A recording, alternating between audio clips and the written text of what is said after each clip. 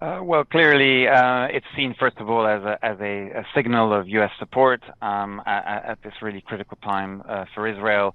They've been preparing now for a ground offensive into Gaza, and the U.S. has been pledging, military support and also saying that it supports Israel's right to defend itself in the face of a lot of criticism now of the bombing which is taking place in Gaza and concern about the civilian casualties that will result if Israel does indeed decide to send ground troops into Gaza.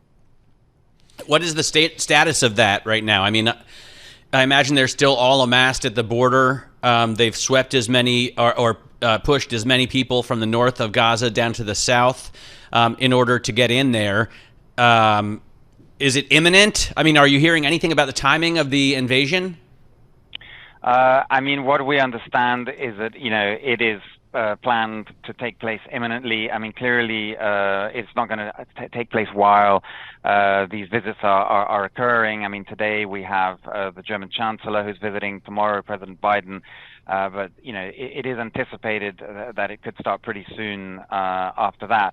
At the same time, the U.S. has also been telling Israel, both privately and publicly, that it's got to do everything to avoid civilian casualties. So it's not clear whether that will influence the type of operation that Israel is going to conduct in Gaza. Henry, I guess here in the States, we're watching like everyone else here. One of the questions that I think a lot of folks have is how much collateral damage to civilians and others do you believe that Israel is willing to inflict in an effort to achieve its stated military goals? Is there a sense of, in Israel, how far they really want to go? I mean, everyone that you speak to here says that, they're in a new reality now, okay. And, they have to go to the end. They have to achieve the objective. The objective is to dismantle Hamas militarily and its administrative role as well in Gaza. Of course, this does risk extremely high civilian casualties. There are already 3,000 almost Palestinians who've died in the bombing. And although, yes, they have succeeded in getting large numbers of people to move south, still, there are several 100,000 left in the north, and there are airstrikes also taking place in the south as well. So, the risk of collateral damage is very real. Why are there airstrikes in the south? I thought they moved everybody to the south to avoid the airstrikes in the north. Correct. What we understand is that they said there were targets that they had to focus on, their Hamas targets. So it's not that they're bombing, as much in the south as in the north, but nonetheless, that is taking place according to what we've heard. Henry, prior to this, the terrorist attack, there was a fair amount of division within Israel, profound division within Israel, due in large part to Netanyahu and what he was trying to do with the judicial system. To what extent, post-attack, has the average Israeli, do they feel more united? Give us a sense of just what it feels like on the ground in Israel, talking with Israelis on the street.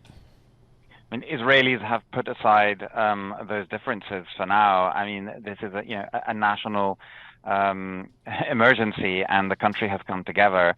And one of the illustrations of that was the protest movement that was raising funds to protest against the judicial reforms. Those funds have now been redirected to help the military effort. You have a government now which is an emergency government which includes the opposition. So yes, the country has come together. And Henry, it seems give us the latest reporting from the West Bank. It seems quiet there. What's the latest reporting? Well, I mean, it's quiet because the Israeli authorities, the same day that the terrorist attacks happened, launched a massive clampdown, security clampdown. So they've been, carrying out mass arrests. They have been limiting, the movement of people within the West Bank.